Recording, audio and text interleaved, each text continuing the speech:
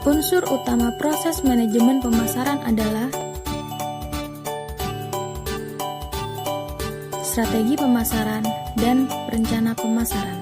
Strategi pemasaran yaitu suatu rencana permainan untuk mencapai sasaran yang diinginkan dari suatu unit bisnis. Di dalam pasar, tentu saja banyak persaingan. Berikut ini jenis-jenis persaingan menurut Philip Kotler. Yang pertama, persaingan merek. Yang kedua, persaingan industri. Yang ketiga, persaingan bentuk. Yang keempat, persaingan umum. Dalam menyiasati persaingan-persaingan tersebut, maka dibutuhkannya strategi.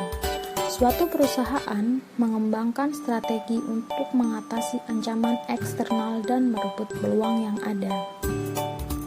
Proses analisis, perumusan, dan evaluasi strategi disebut dengan perencanaan strategi.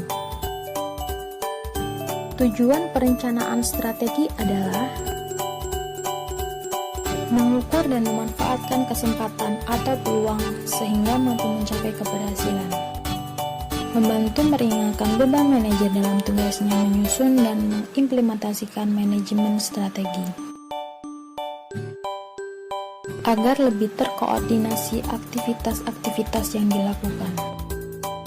Sebagai landasan untuk memonitor perubahan-perubahan yang terjadi, sehingga dapat segera dilakukan penyesuaian.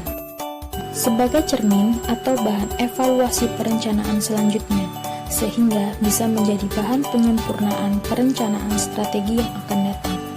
Sasaran dari setiap bisnis adalah menghantarkan nilai pelanggan untuk menghasilkan laba bagi perusahaan. Lalu, bagaimana cara kita mengetahui nilai pelanggan?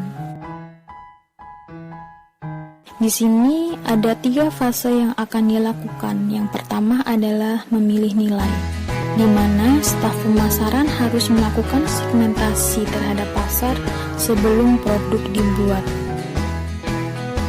Fase yang kedua, menyediakan nilai.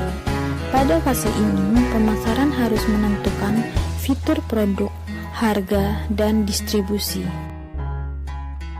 Fase yang ketiga, mengkomunikasikan nilai melalui berbagai media promosi untuk mempromosikan produk kepada pelanggan.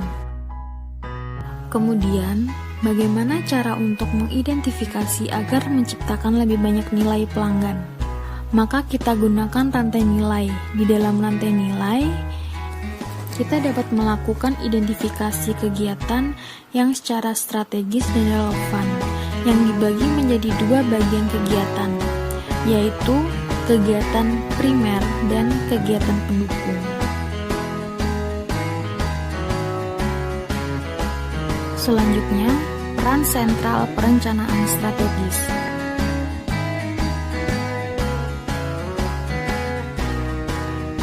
Mendefinisikan misi korporat.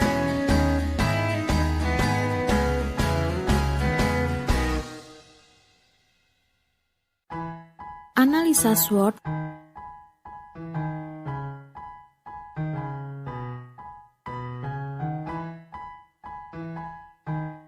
Rencana pemasaran.